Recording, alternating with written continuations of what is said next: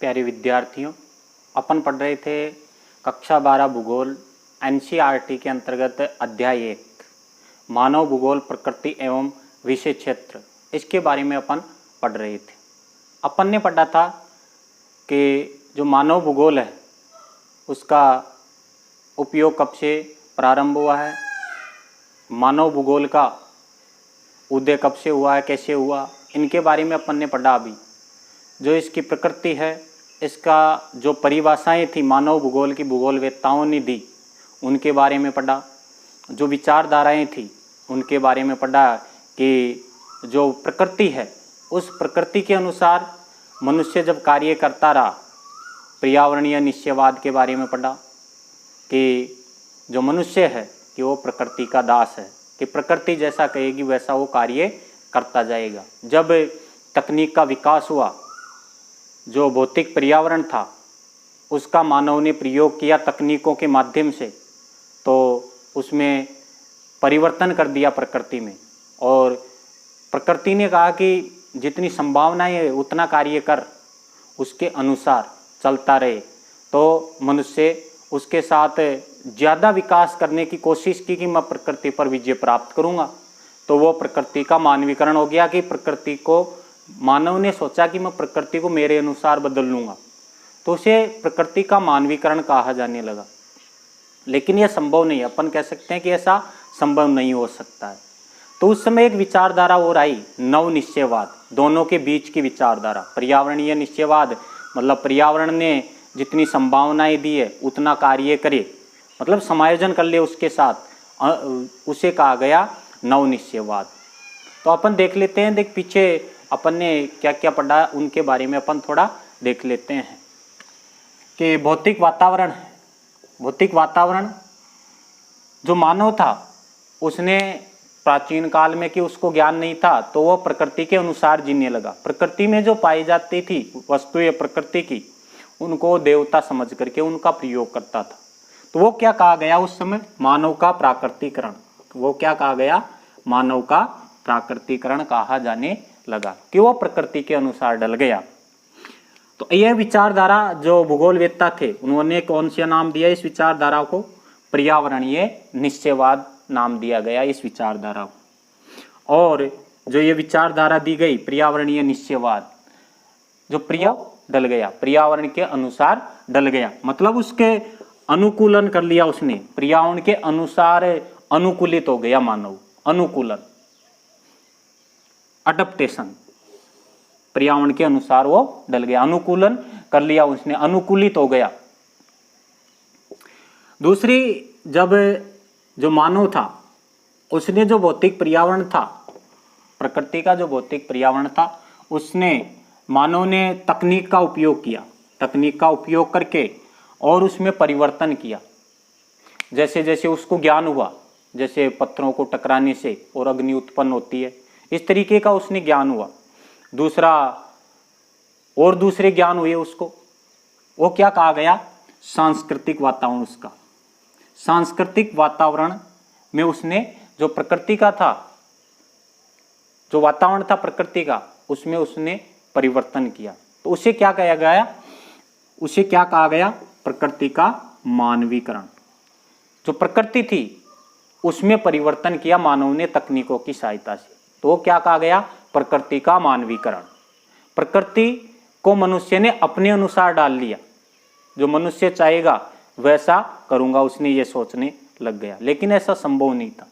तो इस विचारधारा को जो फ्रांसीसी भूगोलवेत्ता थे उसने इसको क्या नाम दिया गया, संभववाद।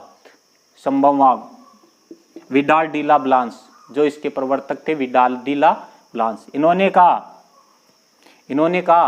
कि संभावना, संभववाद, कि ऐसा संभव नहीं है। मनुष्य ने कहा कि मैं प्रकृति को इसके परिवर्तन करके मेरे अनुसार डाल लूंगा। तो संभववाद की जो नींव रखी विडाल डी ला ब्लांस, विडाल डी ला ब्लांस। इस जो यह विचारधारा थी, तो जो मनुष्य था उसने प्रकृति को अपने अनुसार डाल लिया, तो इसे क्या कहा गया, प्रकृति का मानवीकरण कर लिया मनुष्य ने, मतलब रूपांतरण, परिवर्तन कर लिया प्रकृति में। जैसे इन्होंने पुल बना लिए, नदी में जो सड़कें थी उनके ऊपर पुल बना लिए, रेलवे पुल बना लिए, जो पहाड़ थे उनको काट करके और सुरंगें बना ली। दूसरा, इन्होंने जो नदियां थी उन पर बांध बना लिए ऊंचे ऊंचे। तो उसने क्या किया, प्रकृति में रूपांतरण कर लिया। क्या किया उसने, रूपांतरण, मॉडिफिकेशन कर लिया प्रकृति के अंतर्गत, रूपांतरण कर लिया प्रकृति का उसने। देखिए, निश्चयवाद और संभववाद, कि ऐसा संभव नहीं है कि प्रकृति को मनुष्य अपने अनुसार परिवर्तित कर ले। तो नई विचारधारा कौन सी आई दोनों के बीच की, पर्यावरणीय निश्चयवाद और संभववाद के बीच की जो विचारधारा थी, नव निश्चयवाद विचारधारा आई। ग्रिफिथ टेलर ने, जो भूगोलवेत्ता थी, मानव भूगोलवेत्ता, नव निश्चयवाद दिया उसने कि रुको और जाओ की विचारधारा दी कि प्रकृति ने जितना संभावनाएं दी है उसके अनुसार कार्य कर, उससे ज्यादा कार्य मत कर। तो यह विचारधारा ग्रिफिथ टेलर की नव निश्चयवाद इसने दिया। तो इसकी जो रूपांतरण और अनुकूलन मतलब प्रकृति के अनुसार वो अनुकूलित हो गया और रूपांतरण कर दिया उसने। तो उनके बीच में जो नव निश्चयवाद था कि दोनों के बीच की जो विचारधारा थी, इसके अनुसार उसने क्या किया कि दोनों के सामंजस्य से वो कार्य करे। नव निश्चयवाद में यह कहा गया कि सामंजस्य प्रकृति के अनुसार कार्य करे। तो उससे क्या कहा गया, समायोजन, कि दोनों के उपयोग से वो समायोजन कर ले, एडजस्टमेंट कर ले। तो उसने समायोजन कर लिया।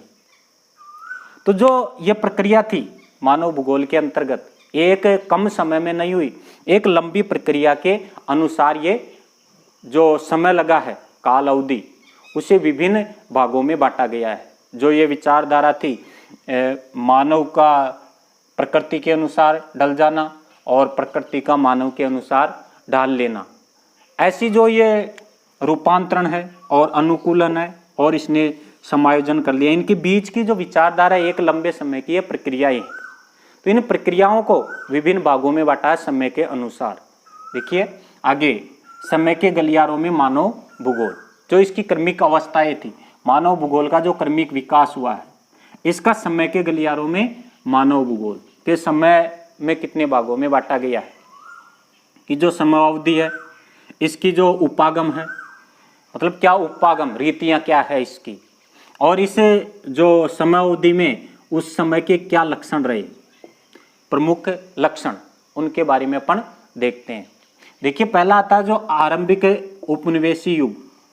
आरंभ काल था जब उपनिवेशी साम्राज्य था, दूसरों देशों का राज्य स्थापित था दूसरे देशों पर। तो उस समय जो भूगोल में जो कार्य हुए, अन्वेषण और विवरण, मतलब जो भूगोल था, मानव भूगोल, उसके अंतर्गत अन्वेषण का कार्य किया गया कि उसमें क्या है भूगोल, उसकी जो घूम के चारों तरफ है कि मानव भूगोल से संबंधित क्या पाए जाते हैं दूसरे प्रदेशों में। अन्वेषण और विवरण के अंतर्गत जो नई खोजों को यहाँ कार्य किया गया, दूसरे देशों मानव भूगोल से संबंधित जो कार्य थे वो किए गए। नए क्षेत्रों में खोज और अन्वेषणों के कार्यों को इन्होंने प्रोत्साहित किया। दूसरा, विश्व ज्ञान कोश था, उसका भी इन्होंने उपयोग किया। विश्व ज्ञान कोश जो एनसाइक्लोपीडिया है, उसके बारे में भी विकास हुआ इस युग के अंतर्गत। अन्वेषण और दूसरे देशों में अन्वेषण का कार्य किया गया और उन अन्वेषण और खोजों का विवरण भी यहाँ प्रस्तुत किया गया। उसके बाद में आता है उत्तर उपनिवेशी युग। उपनिवेशी युग के बाद में आता है उत्तर उपनिवेशी युग।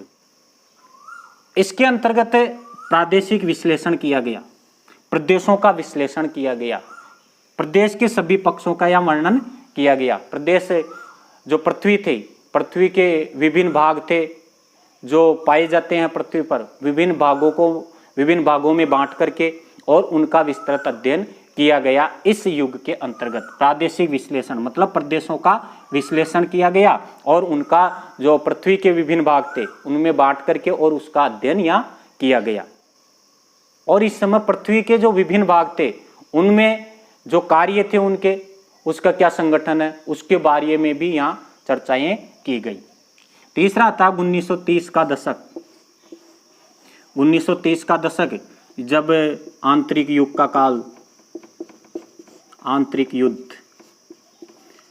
1930 का दशक आंतरिक युद्ध का काल था। इस समय क्या हुआ, क्षेत्रीय विभेदन पर जोर दिया गया। यहाँ क्षेत्रीय विभेदन पर जोर यहाँ दिया गया, मतलब प्रदेश के विशेष गुणों के आधार पर अन्य प्रदेशों से किस प्रकार भिन्न है, कि प्रदेश के जो प्रदेश हैं उनके विशेष गुणों के आधार पर दूसरे देशों में क्या भिन्नता पाई जाती है, उसमें दूसरे प्रदेशों में क्या समानता पाई जाती है। जैसे अपन बात कर ले यहाँ जो रेगिस्तान अपने राजस्थान में, तो वहाँ दूसरे प्रदेशों में इससे क्या समानता है कि दूसरे प्रदेशों में भी इसके जैसे लक्षण पाए जाते हैं कि जैसे पंजाब है, गुजरात है, इन क्षेत्रों में भी इस जो रेगिस्तान है, थार का मरुस्थल है, तो उसके भाग या कुछ पाए जाते हैं। तो इसको एक प्रदेश में उसको संगठित किया गया। दूसरी बात कर ले अपन महाराष्ट्र, उत्तर प्रदेश है, तो वहाँ चीनी उद्योग अधिक विकसित हुए, तो उस प्रदेश को अलग तरीके से परिभाषित किया गया, मतलब एक प्रदेश बना दिया गया उसको, तो प्रदेशों में यहाँ विभाजित कर दिया गया, क्षेत्रीय विभेदन कर दिया गया क्षेत्र के आधार पर, मतलब एक विशेष गुण के आधार पर, विशेष गुण के आधार पर उसको क्षेत्रों में विभेदित कर दिया गया। इसके बाद में आता है 1950 के अंतिम, 1950 का अंतिम दशक और 1960 का अंतिम दशक तक, 1950 का अंतिम दशक और 1960 का अंतिम दशक का जो मध्य का जो समय था, उसमें क्या कार्य हुए मानव भूगोल के अंतर्गत। तो इसमें क्या हुए, क्षेत्रीय संगठनों का कार्य हुआ। उस क्षेत्र में जो संगठन थे उन्होंने क्या कार्य किए कि जो सांख्यिकी विधियां हैं, सांख्यिकी विधियों का प्रयोग करके और कार्य किए। मात्रात्मक क्रांति आई उस समय, मात्रात्मक क्रांति आई उस समय। तो उस समय जो गणनाएं थी वो की जाने लगी, नए नए आंकड़े यहाँ प्राप्त किए जाने लगे। जैसे माध्य पढ़ते हैं अपन, बहुलक है, समांतर माध्य है, इनके बारे में अपन पढ़ते हैं। तो इन जो आंकड़े थे उनका यहाँ प्रयोग किया जाने लगा। दूसरी यहाँ खोजे हुई, जैसे GIS तकनीक है, कंप्यूटर का उपयोग हुआ। उपग्रह के माध्यम से मौसम की जानकारी हुई, उपग्रह के माध्यम से पृथ्वी के विभिन्न क्षेत्रों की जानकारियाँ प्राप्त हुई। दूसरे उपकरणों का उपयोग हुआ, जैसे भूकंप मापी सिस्मोग्राफ का, दूसरा है बैरोमीटर वायुदाब मापी का, वर्षा मापी यंत्र, इनका उपयोग भी यहाँ किया जाने लगा इस क्षेत्र के अंतर्गत। अगला था 1970 का दशक, कि 1970 के पहले जो विचारधाराएं थी, 3 विचारधाराएं अपन ने पढ़ी थी, जो पर्यावरणीय निश्चयवाद, दूसरी संभववाद और नव निश्चयवाद। ये 1970 के दशक के पहले की जो विचारधाराएं थी। इसके बाद में जो विचारधाराएं आई, 3 नई विचारधाराएं यहाँ आती है 1970 के बाद में। एक तो मानवतावादी, दूसरी आमूलवादी या रेडिकल विचारधारा, तीसरी आती है व्यवहारवादी।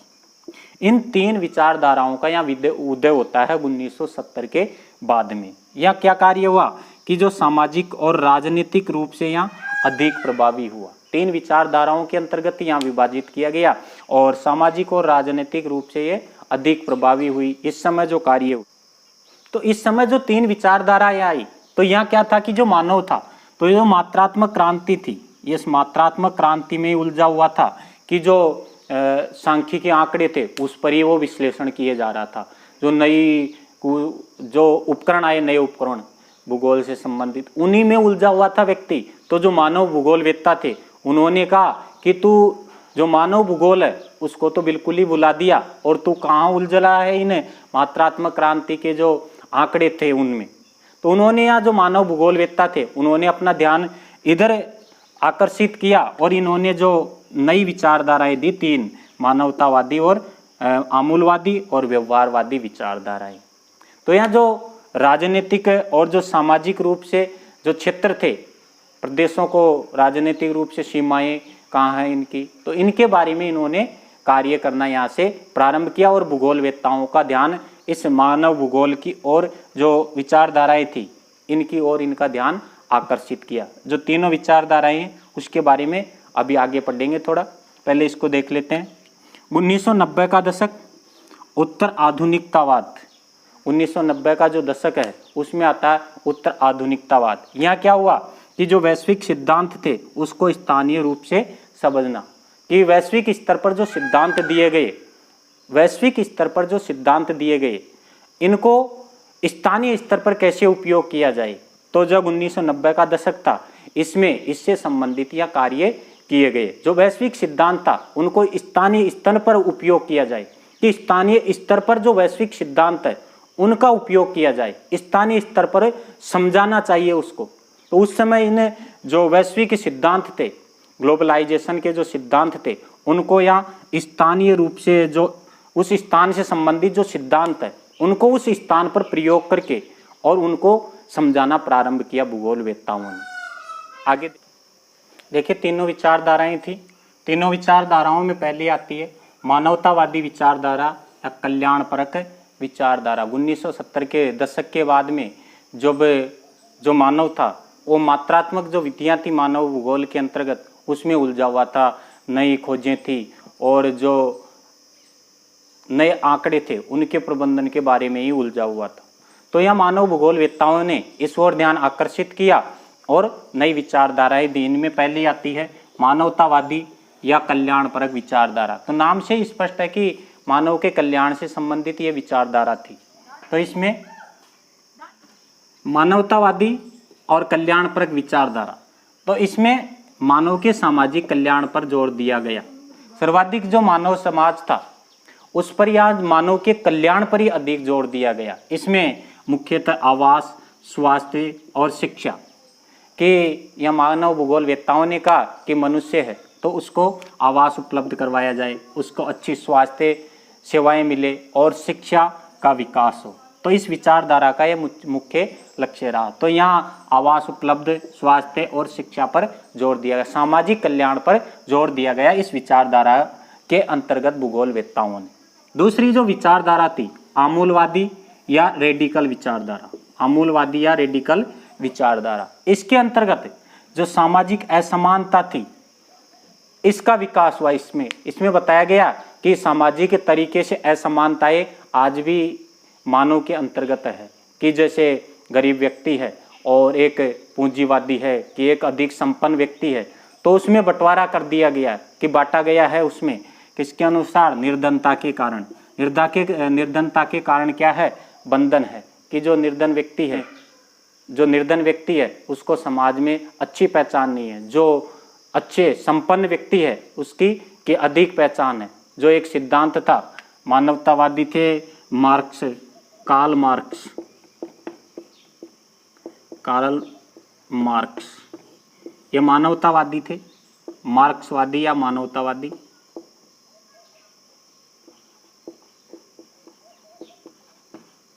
तो इन्होंने कहा कि जो गरीब व्यक्ति है कि उसका समाज में महत्व कम दिया जाता है और इसको भागों में बांट दिया जाता है, उसका महत्व कम है, कि जो पैसे वाला व्यक्ति है उसी का ज़्यादा महत्व दिया गया है। तो इसका ऐसा जो असमानता थी उसको दूर करने के लिए इस कार्ल मार्क्स का जो सिद्धांत था इसका उपयोग किया गया, कि निर्धनता के कारण बंधन है मानव में, तो इनका उपयोग यहाँ किया गया। कि जो रेडिकल विचारधारा थी इसमें सामाजिक असमानता के कारण, निर्धनता के कारण क्या है, बंधन है। तो यहाँ जो निर्धनता के कारण जो बंधन है, इसमें कहा गया कि जो संपन्न व्यक्ति है उसको अधिक महत्व दिया जाता है और जो गरीब व्यक्ति है उसको कम महत्व दिया जाता है। इसके अंतर्गत कहा गया, कार्ल मार्क्स जो मानवतावादी थे उन्होंने। तीसरी जो विचारधारा आती है मानव भूगोल की, व्यवहारवादी विचारधारा। तो व्यवहारवादी विचारधारा का मतलब है कि वास्तव में उसका कैसे उपयोग किया जाए मानव भूगोल के अंतर्गत। प्रत्यक्ष अनुभव के साथ जातीयता और धर्म के अनुसार बांटा गया था, कि इसमें भेदभाव था। तो यह प्रत्यक्ष अनुभव किया गया कि जो व्यवहारवादी विचारधारा थी इसमें जातीयता का और धर्म के अनुसार भेदभाव किया जा रहा था। यहाँ जातीयता और धर्म को दूर करने का प्रयास किया गया इस विचारधारा के अंतर्गत। एक बार और देख लेते हैं कि जो कल्याणपरक या मानवतावादी जो विचारधारा थी, कल्याणपरक या जो मानवतावादी विचारधारा, इसके अंतर्गत सामाजिक कल्याण पर जोर दिया गया, आवास और स्वास्थ्य और शिक्षा पर अधिक जोर दिया गया, ये उपलब्ध करवाने का यहाँ प्रयास किया गया।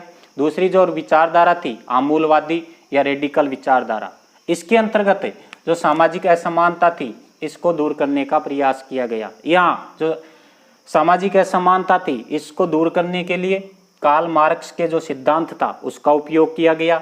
जो मानवतावादी थे इन्होंने कहा कि जो उच्च वर्ग है जो पूंजीवादी है और जो गरीब है उनमें जो पूंजीवादी तो उसका महत्व अधिक है और जो गरीब है उसका महत्व कम है, तो इसको दूर किया जाए। तो इस विचारधारा के अंतर्गत ये मुख्यतः था निर्धनता के कारण जो बंधन था उसको दूर करने का प्रयास किया गया। जो तीसरी विचारधारा थी व्यवहारवादी विचारधारा, ये विचारधारा किस पर? प्रत्यक्ष अनुभव पर थी। तो इसमें क्या थी कि जातीयता का भेदभाव था, यहाँ जो धर्म था धर्म के अनुसार भेदभाव था, इनको दूर करने का यहाँ प्रयास किया गया 1990 के दशक के बाद में इन तीनों विचारधाराओं में। अपन इस वीडियो में यहाँ तक ही पढ़ेंगे। आगे जो मानव भूगोल के विषय क्षेत्र हैं और अन्य विषय से मानव भूगोल के क्या संबंध है उनके बारे में अपन चर्चा करेंगे। धन्यवाद।